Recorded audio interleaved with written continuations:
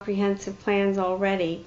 Our local governments, our city and county commissions, just can't seem to say no to bad land use proposals. If the Florida Hometown Democracy Amendment passes, people can propose comprehensive plan amendments that will improve their community. It can be used proactively to promote good land use proposals. Will this hurt Florida's construction industry? If you add up all the local comprehensive plans in the state, we have already allocated enough future housing for 100 million people. So there's going to be lots and lots and lots of building that goes on in the state.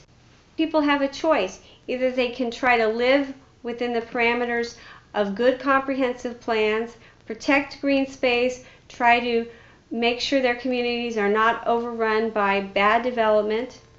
Housing prices will rise, but taxes won't rise as much because you're not going to be financing all of this new, sprawling, bad development, more schools, more roads, blah, blah, blah, you know. They have a choice. So when we think about the cost of the new development, we need to think about not just the cost to the new homeowner, but what about the cost to the existing homeowner, the taxpayer, who's subsidizing all of this new development. What about affordable housing? Comprehensive plans right now are supposed to have affordable housing elements in them.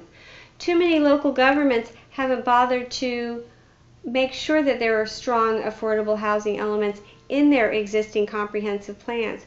Too often nowadays we see low-income housing and manufactured home parks being declared blighted areas in need of redevelopment. There's a real bias against low-income housing. These areas get redesignated. We see this with mobile home parks all the time. And what happens? A comp plan change is granted to allow for expensive new residential construction to go in. And these people get shoved out of their mobile home parks. And they have nowhere to go because the price of housing is going up everywhere. So local governments have not been doing a very good job of protecting existing affordable housing. When the Florida Hometown Democracy Amendment passes, people can work to make sure that their low-income housing is designated as affordable housing, and then it will be harder to change that designation if it's not already made. Has this been tried anywhere else?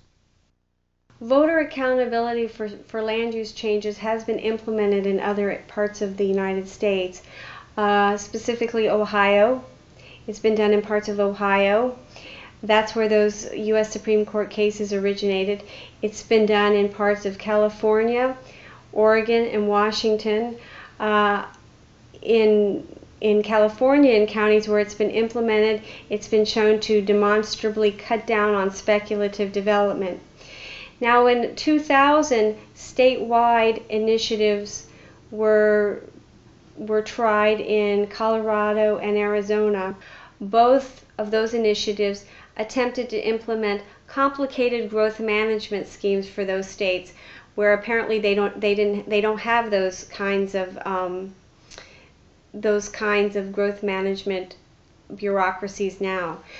Those amendments are very different from what we are proposing. We are proposing simply to continue on with our current growth management structure, our growth management statute, which has broad support in the state of Florida, which people like basically, which has been on the books for over almost 20 years.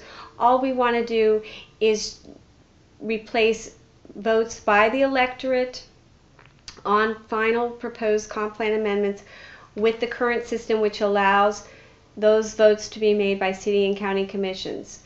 So there's a very great difference between our amendment, which simply accepts the current structure and doesn't say yay or nay to any particular development, and those amendments in Colorado and Arizona, which wanted to implement drastic growth curbs in certain areas, impose all sorts of new development requirements, impose all sorts of new impact fees, etc., etc.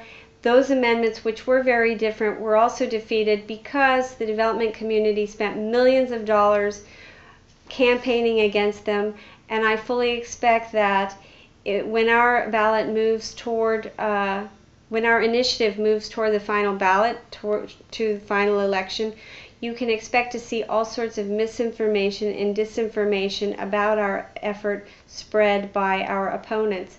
And I would hope that every concerned citizen in Florida, every voter, makes a point of making sure that his and her friends and family know the truth about our effort.